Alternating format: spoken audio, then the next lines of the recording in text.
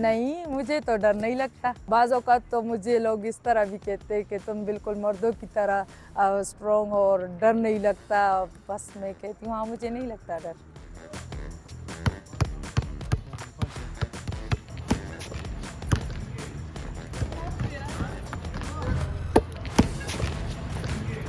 मेरा नाम जवेरिया है, मैं पेशावर से हूँ। मैं पढ़ती हूँ BSHP कर रही हूँ और मैं जो पेशावर की जो फीमेल बास्केटबॉल टीम है, मैं उसकी प्लेयर हूँ और मैं यहाँ पे डेली बास्केटबॉल खेलती हूँ। हमारी आने वाली चैम्पियनशिप है बास्केटबॉल की, तो उसके लिए हम तैयारी कर रहे हैं।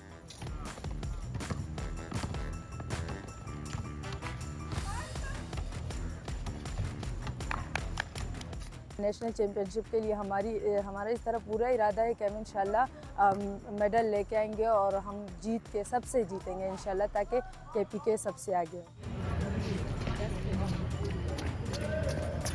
हम जब 2 बजे आते हैं तो रनिंग स्टार्ट कर लेते हैं, सब रनिंग करते हैं, वार्म अप कर लेते हैं। वार्म अप के बाद हम ड्रिबलिंग वगैरह करते हैं, ड्रिल्स करते हैं सारे।